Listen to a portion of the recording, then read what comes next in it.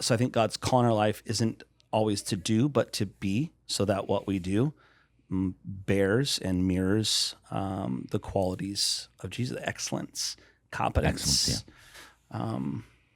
Yeah. And I think that you know what he's calling you to because he made you. So when there are things that you're good at, that might be a good place to start, but it's not a good place to end. If you end with what you think you know now, like I know there's 20-something-year-olds like, I'm really good at this. And you can attest to, there's areas of my life that have grown or that have been revealed to me in my 30s and my 40s that, gosh, I'm so grateful that I was open to it. I'm grateful for people. Like one of the biggest voices for me was Dr. Pastor Matt Hubbard, men's prayer, and him calling things out in me specifically. We weren't hanging out and doing these things. We were in a men's prayer, and he saw something, he heard something. His time in his quiet gave him authority, not just because he was my pastor at the time, and actually at the time too, I think he was a leader. He wasn't even my pastor, and he would call things out, and it wasn't just me.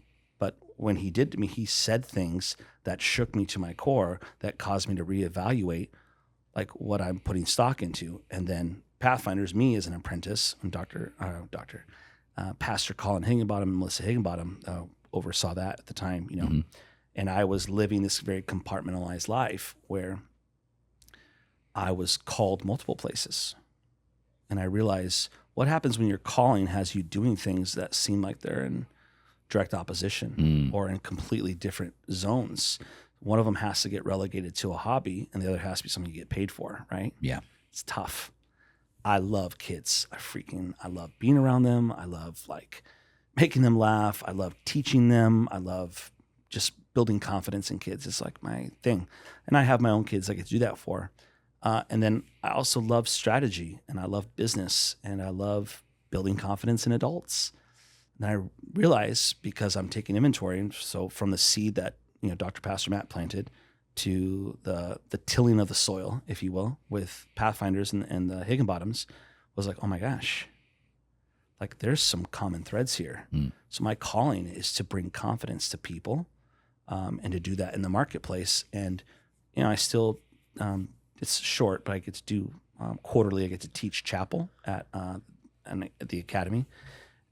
So I got, K to whatever, 5th grade there, 6th grade.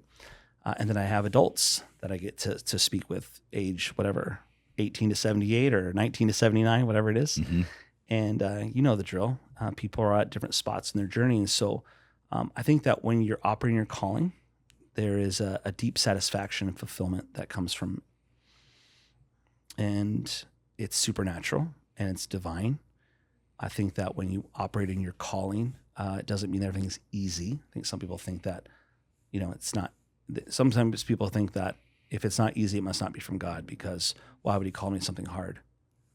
Because he's calling you to grow, and we grow through pain. We grow through trial. My capacity is increased because of the pain that I've endured in my life. Empathy grows capacity. How do we get more empathy? Got to go through some pain. Mm-hmm. Pain is a wonderful teacher. Pastor Colin talks about that pain quotient, like leaning into what's your pain tolerance, what's your threshold for pain? Because if you want to grow, if you want to be great, if you want to be excellent, if you want to win, you got to go through some pain. And speaking of Pastor Colin, my brother from another mother, convergence. Oh, I know. You want to open that? I do. I had it earlier in my brain. Yeah. But now since you mentioned Colin, that means we need to go into it a little bit. Convergence, the word. Yeah, man.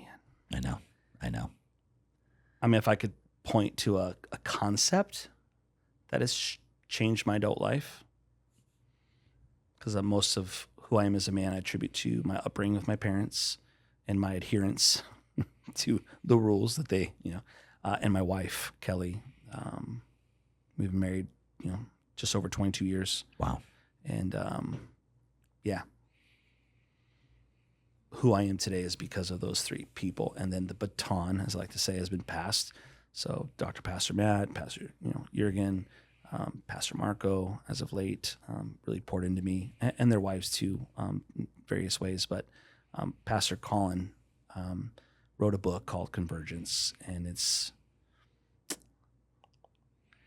it's a framework for how you see how you fit in this life. And simply what it is it's your authentic self, your authentic engineering, how you were engineered truly, how you were built and designed with great intentionality and for great purpose. And then you've got your right lane, as in where are you doing this thing? Like to whom, are you doing this?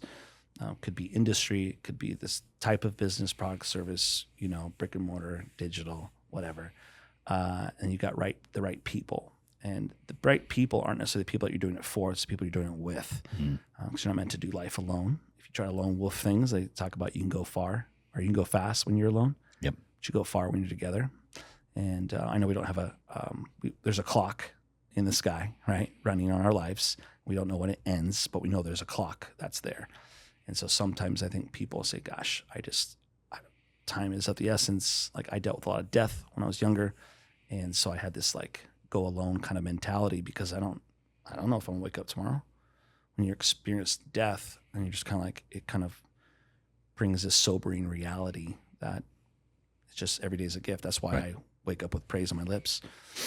But the right people are the people that, again, right, the hand that's going to pull you and the hand that you can pull. So it's those that will not just that can help you, but that you can help. But when I say the people too, that's like the end customer is what I mean by that.